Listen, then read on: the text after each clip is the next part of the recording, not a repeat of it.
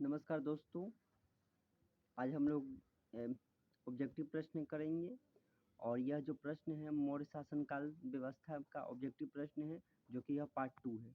तो चलते हैं हम पहला प्रश्न पर। प्राचीन भारत का वह प्रसिद्ध शासक जिसने अपने जीवन के अंतिम दिनों में जैन धर्म को अपना लिया, यानी कह रहा है कि प्राचीन भारत का वैसा कौन सा शासक था जो काफ़ी प्रसिद्ध था, जिसने अपने जीवन के अंतिम दिन में जब वो मरते जो उसका समय आया था, कुछ समय जो लास्ट आखिरी समय था जीवन का, जब उसे महसूस हुआ कि नहीं अब हम मृत्यु मृत्यु हो सकता है, तो उस समय किस धर्म मतलब कौन ऐसा शासक था जो जैन धर्म को अपना लिया था। तो चंद्रगुप्त मौर्य, अशोक, समुद्रगुप्त या बिंदुसार। तो इसका राइट आंसर हो जाएगा चंद्रगुप्त मौर्य।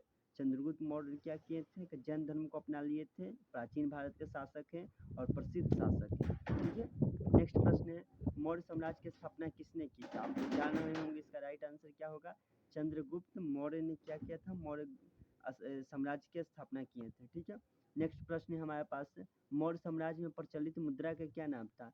तो मौर्य साम्राज्य में जो मुद्रा था उसका क्या नाम था। चार ऑप्शन है, पन, तोल, काकनी, दिनार। तो दिनार तो होगा ही नहीं क्योंकि वर्तमान समय में है। तो तीन ऑप्शन आपके पास है, आप एक ऑप्शन को छाट दिए। इसका राइट आंसर हो जाएगा ऑप्शन नंबर ए, पन। पन नाम की मुद्रा थी। ठीक है, जैसे कैसे भारत में भी रुपये है, पाकिस्तान का रुपया है, बांग्लादेश का ढाका है, सॉरी बांग्लादेश का टाका है, ऐसे डॉलर है, दिनार होता है, ऐसे ही होता है, येन होता है। ये सब जितने भी अलग अलग देश के मुद्रा है उस प्रकार से चंद्रगुप्त मौर्य के समय में वो मुद्रा थे। ठीक है, अगला प्रश्न समझते हैं कि निम्नलिखित में से कौन मौर्य शासक का मतलब शासक नहीं है, यानी मौर्य वंश का कौन सा एक में से शासक आप लोगों को नहीं है वो चुनना है। ठीक है, तो आपके पास प्रश्न है, अजातशत्रु, चंद्रगुप्त मौर्य, अशोक या बिंदुसार। तो चंद्रगुप्त मौर्य तो मौर्य साम्राज्य का होगा ही, अशोक भी होगा, बिंदुसार बिंदुसार क्या था, बिंदुसार चंद्रगुप्त मौर्य के क्या था, पिता थे। तो ये भी होगा, अशोक भी होगा। ठीक है, इसका राइट आंसर क्या हो जाएगा, अजातशत्रु नहीं है मौर्य वंश का शासक, इसलिए इसका राइट आंसर ये हो जाएगा। नेक्स्ट प्रश्न है आपके पास, निम्नलिखित में से अशोक का उत्तराधिकारी कौन था। अशोक के बाद कौन सा शासक आया था। तो अशोक के बाद कौन आया था शासक, 17 का राइट आंसर हो जाएगा कुणाल। कुणाल नामक एक शासक था, वो आया था। ठीक है, तो ये आपका सही हो गया। नेक्स्ट पे मुद्रा राक्ष, बहुत ही इंपॉर्टेंट, वेरी वेरी इंपॉर्टेंट है, ये हमेशा आपको प्रश्न देखने के लिए मिल जाएगा कि मुद्रा राक्ष का लेखक कौन है। तो ये विशाख दत्त है। क्या है, विशाख दत्त। ठीक है, नेक्स्ट प्रश्न है, विशाख दत्त के प्राचीन भारतीय नाटक मुद्रा राक्ष की विषय वस्तु क्या थी, यानी जो मुद्रा राक्षस लिखा गया इसका विषय वस्तु क्या था, यह आपका प्रश्न कर रहा है। तो इसका विषय वस्तु हो जाएगा राइट आंसर चंद्रगुप्त मौर्य के समय राज दरबार के दूर संधियों के बारे में, यानी जो चंद्रगुप्त मौर्य के समय में राज दरबार के जितना भी कुछ वर्किंग हो रहा था, जो भी कार्य होता था, वहाँ क्या क्या ऐसे खराब बातें थी या क्या अच्छाई बातें थी उसका वर्णन किया गया था, आप ऐसे समझ सकते हैं।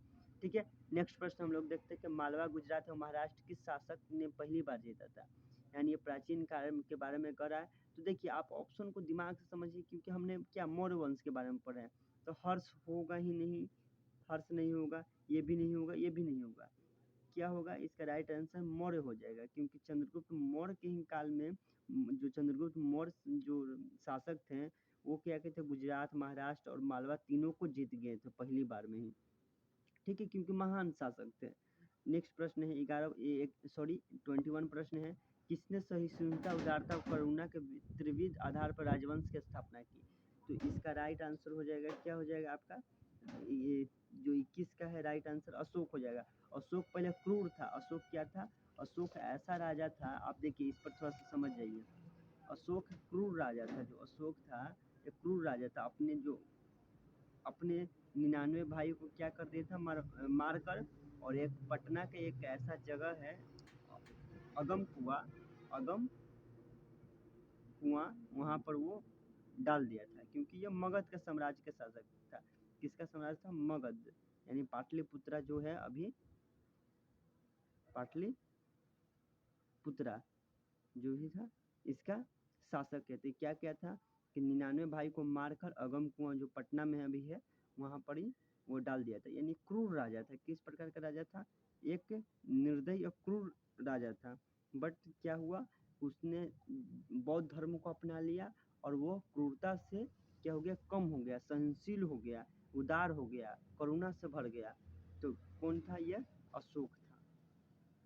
ठीक है, आप लोग सुने ही होंगे ऐसा आंसर। ठीक है, तो नेक्स्ट प्रश्न देखते हैं, निम्नलिखित में से किस शहर अशोक के शिलालेख नहीं है, यानी कौन सा ऐसा शहर जहाँ अशोक के शिलालेख नहीं है?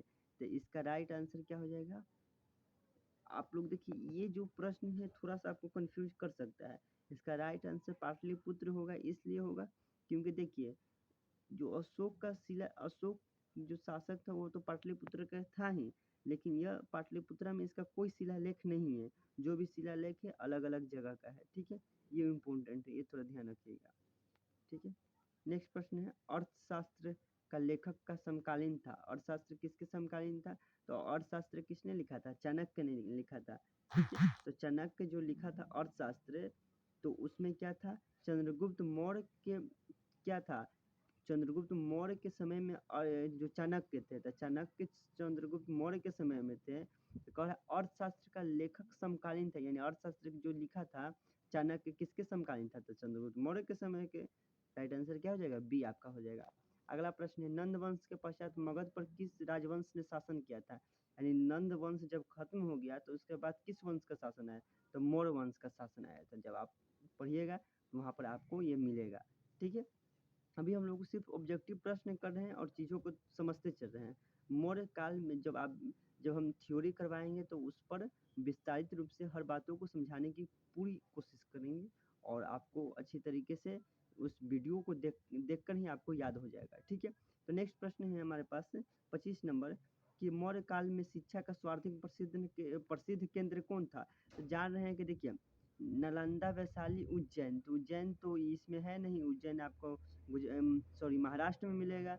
नालंदा बिहार में है, लेकिन आप लोग गलती कर दीजिएगा। नालंदा जो बिहार में, उस समय मौर्य काल के समय यह प्रसिद्ध शिक्षा के केंद्र नहीं था, नहीं वैशाली था। कौन था? तक्षशिला था। क्या था? तक्षशिला। मेगास्थनीज की पुस्तक का नाम क्या है? बहुत ही इंपॉर्टेंट, हर बार प्रश्न आपको देखने के लिए मिल जाएगा। इसका राइट आंसर हो जाएगा इंडिका। मेगास्थनीज ने किस प्रकार की पुस्तक लिखी थी? इंडिका। मेगास्थनीज क्या था? कौन था? तो एक विदेशी यात्री था। जैसे विदेशी यात्री हेनसांग, इनसिंग, मेगास्थनीज, ये सब क्या था? विदेशी यात्री था। तो ये विदेशी यात्री भारत में आया, पटना का वर्णन किया मेगास्थनीज ने किस पुस्तक में? तो इंडिका की पुस्तक में। ठीक है, नेक्स्ट प्रश्न है, जिसके ग्रंथ में चंद्रगुप्त मौर्य का विशिष्ट रूप से वर्णन है वो है, यानी वो कौन सा ग्रंथ है, यानी बुक है जिसके बारे में चंद्रगुप्त मौर्य के बारे में वर्णन किया गया है?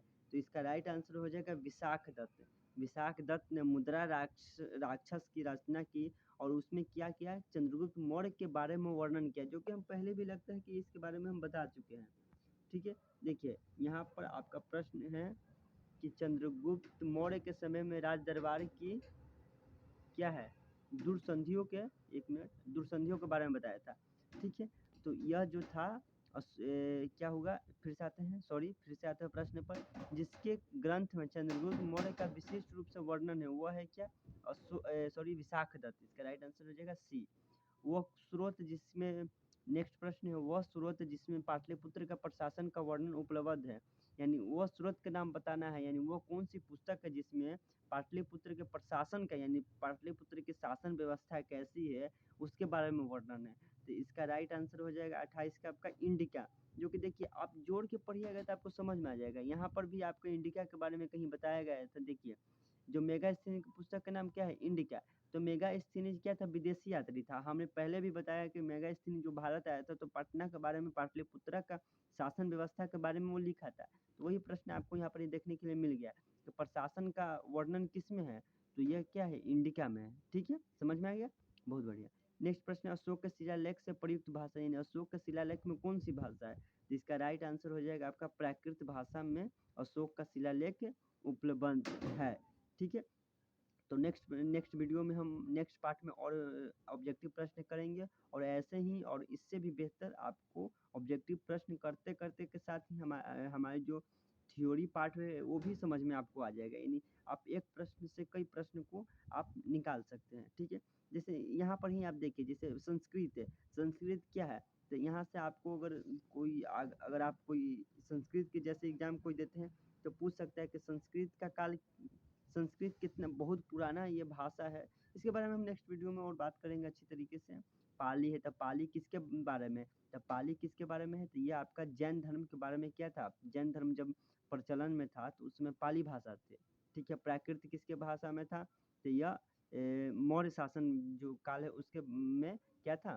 प्राकृत था। जैसे मौर्य शासन काल में कौन था? अशोक। अशोक क्या है? मौर्य शासन काल का एक प्रशासक है, ठीक है। तो ऐसे आप पढ़िएगा तो चीज़ों को बहुत अच्छे तरीके से और लॉन्ग टर्म के लिए आप ध्यान कर लीजिएगा। तो इस वीडियो में इतना ही रहेगा। और देखिए जितना भी प्रश्न, सभी प्रश्न आपको आया, हर एग्जाम में आया, एनडीए में, AAO, SSC, BPSC, BPSC, BPSC, सब बीपीएससी का क्वेश्चन है, ठीक है। इसे आप ध्यान कीजिएगा।